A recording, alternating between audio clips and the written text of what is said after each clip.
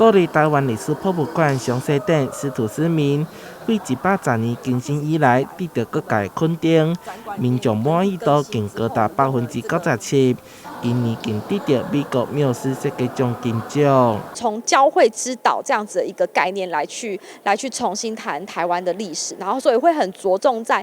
不同的人群怎么在这一块土地上，然后互动啊、交织啊这一块比较动态的历史的铺陈。那在展示设计上也会依据这样的一个精神做了一番调整。该展场空间超过1000平，运用多多媒体影像，参像是台湾人观赏。将历史影像加参观民众的民族结合，大家博物馆精选出台湾社会的文物，每一种文物更搭配着影像，甲民众做投票互动。不论是听觉或是触摸的展品，那你也可以实际上就是在这个就是听到几个重大历史时刻啦，然后所留下的这些人们的那个口述的记忆，像是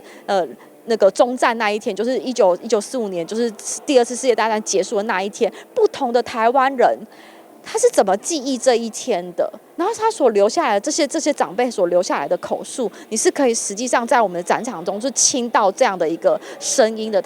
我们是用一种很多感的方式来让观众去感受历史。配合详细展，官方也推出猎宝游戏。开发 AR 相关历险记 APP， 以展场为游戏场域，会当收集只以文物打造的相关造型。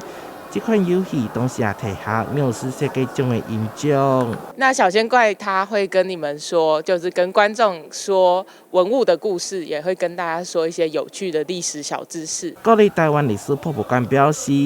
本次地奖对团队来讲有较大的鼓励。欢迎民众亲临现场体验，也希望会当接触予更多外国游客来访。